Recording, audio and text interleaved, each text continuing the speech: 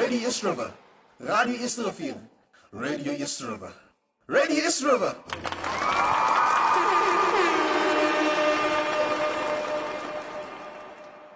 Calling all parents for grade 8 and 9 learners. Is your child struggling with mathematics, or do they need extra support to build a strong foundation for grade 10 and beyond? Inspire Study is here to help.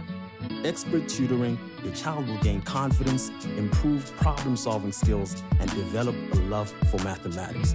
We offer personalized support and engaging lessons with a small group sessions. Join us every Saturday at Yesterday Field Library. Limited spots available. Call or WhatsApp 079-217-3490 today to enroll and book a session. Strong math skills today mean a brighter opportunity tomorrow.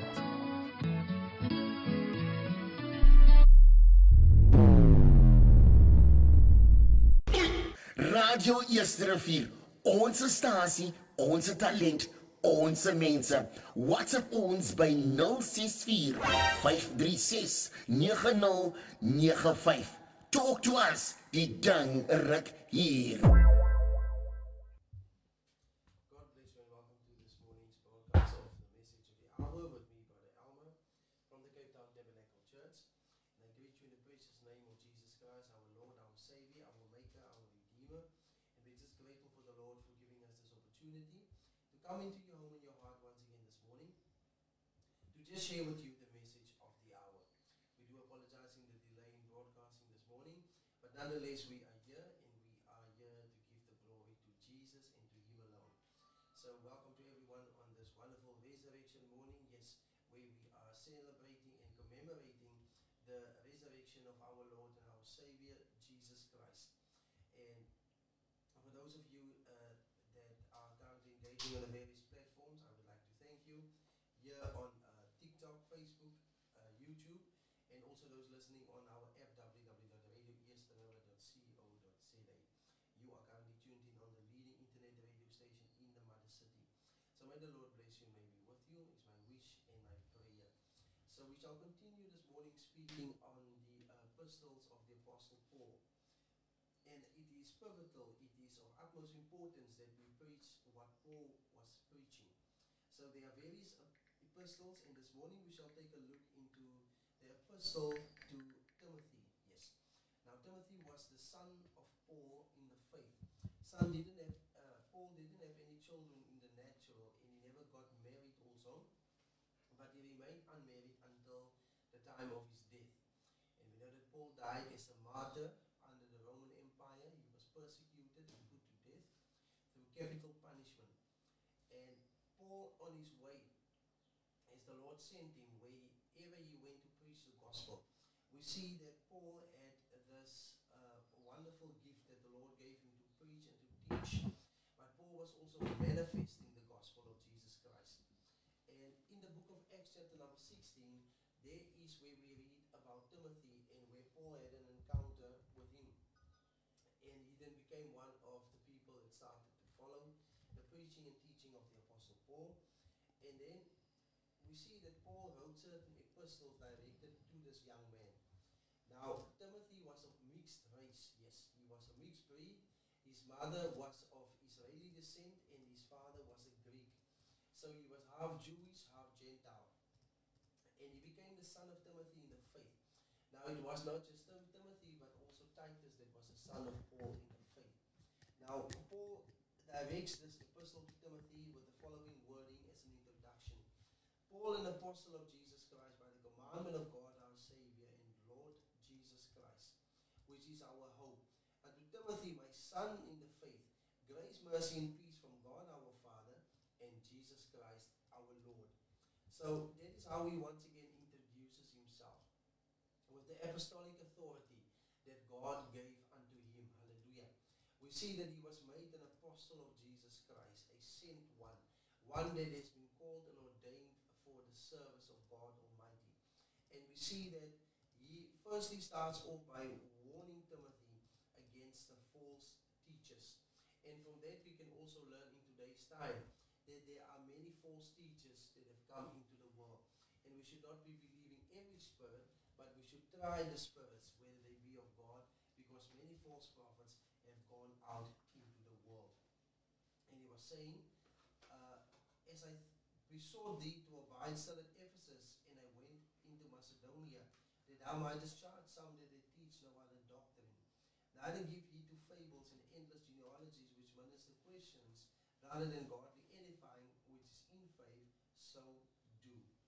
So he is giving a warning against people that are teaching other teachings or other doctrines. Now there's only one doctrine, and that is the doctrine of God. Hallelujah. So this doctrine of God is also the doctrine of the apostles, because it is the doctrine that God has entrusted the apostles with. So any false teaching is one that deviates or differs from the apostles' doctrine. Hallelujah. So if we look in the epistle directed to Timothy, we see that Timothy was also a leader in the early church.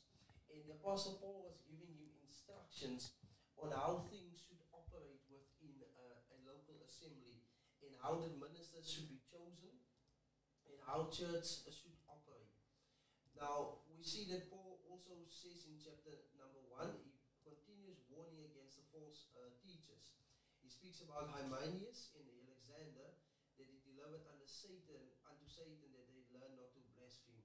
So God showed grace unto Paul in the midst of all the adversities, but also grace enough so that he may expose and show us who the ones are that we should avoid. And there are certain peoples that should be avoided. False prophets should be avoided. False teachers should be avoided. Hallelujah. Now Paul was speaking with regards to church order. Hallelujah. How things should be done within the church. And he was firstly calling us to prayer. Hallelujah. That prayer and supplication should be made to all men. It should be made for all men. So we should be praying. Christians are expected to pray. The church is expected to pray. Hallelujah. And we should pray even for our enemies. Yes, that is what Jesus even taught us. So we shouldn't just pray for certain people, but Paul made it plain that we should pray for all people. And that applies even today. People that differ with you, you should pray for them. People of other religions, you should pray for them. People that hate you, you should pray for them.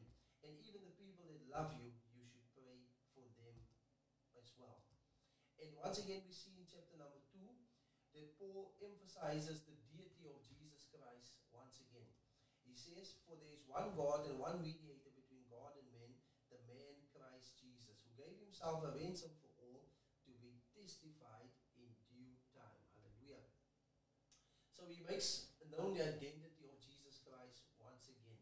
And so we find throughout the epistles of Paul that he reveals the identity of the Messiah. He reveals the identity of the Christ, who the Christ actually is.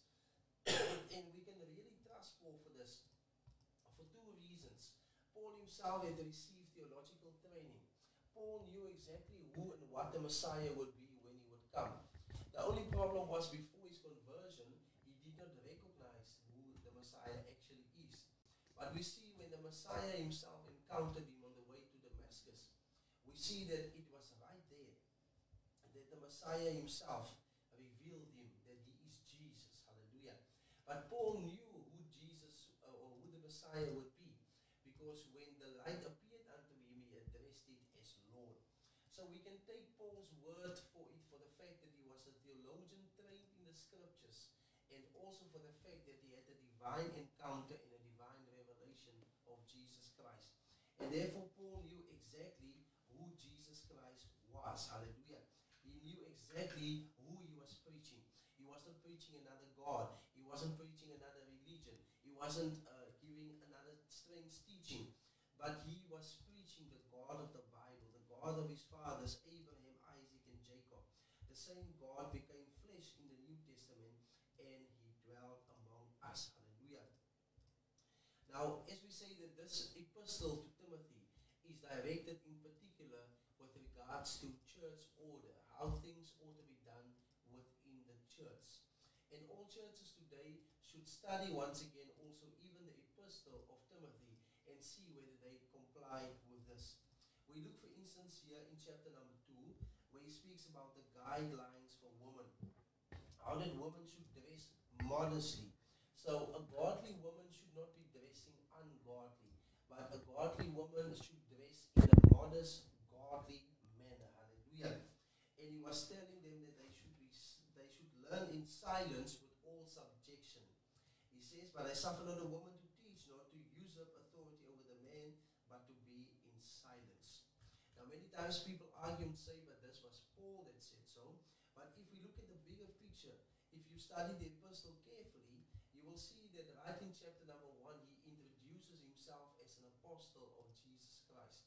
So if this was what the apostle of Jesus Christ said, then any other apostle and what he or she has to say is contrary to what the apostle of Jesus Christ initially said. We see that such a person is then in actual fact a false apostle or a false prophet. And he was saying, "For Adam was first formed, then Eve. And Adam was not deceived, but the woman being deceived was in the transgression. Notwithstanding, she shall be saved in childbearing if they continue in faith and charity and holiness and sobriety." So here we see it's a very plain guideline being laid down with regards to the position of women within the church. Now people can say, "But this was in ancient times, how it was back then." But the Bible hasn't changed in between. It is still the same Bible that we read today that they were reading back then. It has just been translated to another language. Now he continues about qualifications for church leaders. He says, "This is a true saying, if a man desire the office of a bishop, he desireth a good work. A bishop then must be blameless, the husband of one wife, vigilant, sober, of good behavior, given to hospitality, apt to teach, not given to wine, no striker, no greedy, or filthy lucre, but patient, not a brawler, not covetous. The one that ruleth well his own house, having his children in subjection with all gravity. For if a man know not how to rule his own house, how shall he take care of the church of God? Not a novice, lest being lifted up with pride, he fall into the condemnation of the devil. Moreover, he must have a good report of them which are without, lest he fall into reproach in the snare of the devil." So here he's speaking about the qualification of church leaders. Now, there's nothing wrong with having a desire to be a church leader. In fact, it is a good desire, as the Apostle Paul made it plain. Some people desire to become gang leaders. Some people desire to become other types of leaders. But here he's speaking about if you desire the office of a bishop. A bishop is a church leader. A bishop is also known as an elder or as a pastor or as the leader of the local assembly, the preacher that guides the people. But the Bible makes it very plain that for you to be a church leader, there are certain requirements or qualifications. Now, when it comes to a bishop, we see that the bishop can be chosen, the bishop can be selected. So the bishop is not on the same level as the apostle, the prophet, the teacher, and the evangelist, and the pastor, because those 5 ministries are chosen by God, and God gives them through the baptism of the Holy Spirit. He places an individual in his body and gives them a gift subject to service.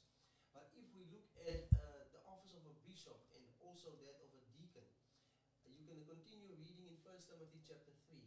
The Bible speaks that with the deacons and with the bishops, they get chosen. Yes, they get chosen or elected after they have complied with the qualifications that the scripture states. So if you look at, for instance, he says, if a man desires, he doesn't say if a woman desires, but he says if a man desires the office of a bishop. So with regards to a bishop's position, it is something that the scripture says is meant for a man. It doesn't mention a woman because it says here in 1 Timothy chapter 3 that he must be the husband of one wife. It doesn't say that she must be the wife of one husband. So it is very plain that it should be a male, it should be a man. But not just any man. We just read all the requirements that the scripture requires of such a man. Not to be greedy and a drinker and all these type of things. Not given to wine, good in hospitality. But what's important is he must rule his own house well. Because if you can't rule your own house, then you can't rule God's house. He also spoke about the qualification of the deacons. So these are the 2 ministries that apply in a local assembly. It is that of the bishop and that of the deacon. And even with the deacons, it it says the same thing, that they should be these men. Yes, they should be men of one wife as well. Yes, and that is the requirement. Yes, and it says, even so must their wives be grave, not slanderous, sober, faithful in all things. Yes. Now Paul continues in this epistle to Timothy, and he speaks about other things that are important to the church. But the reason he's writing all of these things is so that people can know also how they should behave in the house of God. Hallelujah. Now, as I mentioned, this is an expository preaching on the epistles of the Apostle Paul. We don't have time to go in each and every verse, but we are giving a general overview, general commentary on what the letter is about. Hallelujah. So if we go further, we see that Paul also gives a prophecy concerning the last days on what the world would be like. Now, if we can believe Paul's prophecies with regards to the last days, and we can see the fulfillment thereof, we should also then believe Paul's teachings with regards to how the church should be. Because the prophecies with concerning the last days also are applicable with regards to the church. He says in chapter 4, now the Spirit speaketh expressly that in the latter times some shall depart from the faith, giving heed to seducing spirits and doctrines of devils, speaking lies in hypocrisy, having their conscience seared with a hot iron, forbidding to marry and commanding to abstain from meats which God hath created to be received with thanksgiving of them which believe and know the truth. For every creature of God is good, and nothing to be refused if it be received with thanksgiving, for it is sanctified by the word of God and prayer. So this prophecy that Paul is writing about is under direct inspiration of the Holy Spirit. And he's telling that there will come a time in the last days that people will start to become apostates. They will start to depart from the faith, and that they shall start to listen or take heed to seducing spirits and doctrines of devils. So if we can believe the Holy Spirit inspired prophecies of Paul with regards to the last days, we should also believe his teaching with regards to church order. Now it continues in chapter number 4, speaking about the guidelines for a minister or for serving Christ. And it is required that a minister should be faithful, and that he should remain with what was commanded unto him. As it was passed unto him, he should also pass it on. Now he does say to Timothy that for bodily exercise profit little, but godliness is profitable unto all things, having promise of this life that now is, and of that which is to come. Now this is sometimes a misunderstood verse. Paul wasn't saying that people should not be exercising their bodies. He was just drawing a parallel or comparison between bodily exercise and exercising in the things of godliness. He was saying that godly exercise profits little. He didn't say profits nothing. So there's nothing wrong with doing exercise. There's nothing wrong with taking care of your body, of also nourishing your body. Exercise is good for both the body and for the mind. But he was just saying that it profits little. What profits more is if you are exercising or practicing the things of godliness. Hallelujah. Now Paul was also emphasizing, and he was telling Timothy to let no man despise his youth, but he must be an example to the believers. And this is many times the case, that God raises up young people to preach his word. We see it throughout the Bible. We look at Joseph, the son of Jacob. He was just 17 years old when God started to communicate with him through dreams. We look throughout the Bible at King David, for instance. When God chose him, he was also just a youth. And so we can go on, and we can see that many of the people that God used in the Bible were sometimes young people. And when you're a young person, people many times despise you because they think you are inexperienced and you don't know what you're talking about.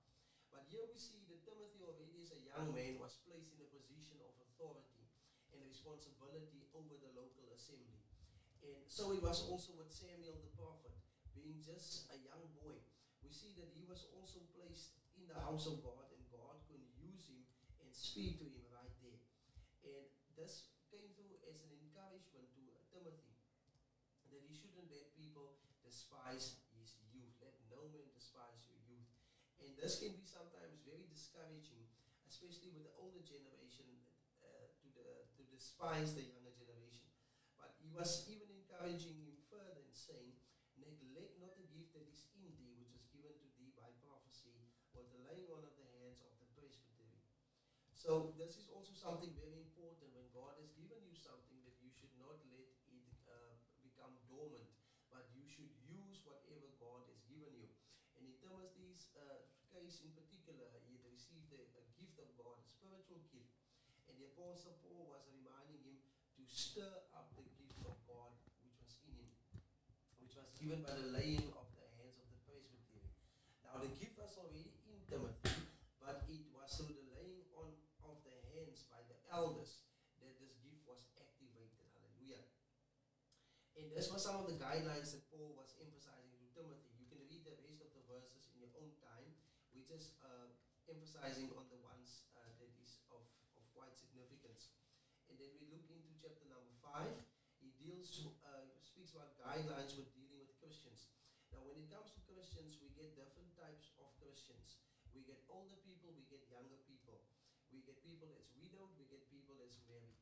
There are different situations in life that people find themselves in. And he was writing here to Timothy in chapter number 5, how that he should be dealing with the different types of Christians. Yes. He says, rebuke not an elder, but entreat him as a father, and the younger men as brethren, and the elder women as mothers, the younger as sisters with all purity. So here we have a clear guideline. When you are addressing an older person, you should not be dealing in a rough way. Older people can sometimes be stubborn and they can also be wrong. But there's a certain way to handle them. And he was saying, rebuke not an elder, but entreat him as a father. In other translations of the Bible, it does say that you should not rebuke him in a hard way. It didn't say you mustn't rebuke him, but not in a hard way because he's become an old man. And also about the elder woman as mothers, the youngest as sisters with all purity. So it emphasizes purity. It means that you should not be visiting the younger sisters at their houses when nobody is home. He says even the widows that should be honored that are widows indeed. He was even giving instructions concerning the widows that should be taken care of. But if it was a young widow that lost her husband and she could remarry again, that she should then do so that she could have somebody in her life that could provide and take care for her. And then he was also speaking about the guidelines for elders, yes. How that they should be taken care of. And in this case, when it speaks about elders, it doesn't mean old men, but it means the men that have been placed in position of authority as leaders. And he was saying, the scripture saith, thou shalt not muzzle the ox that treadeth out the corn, and the laborer is worthy of his reward.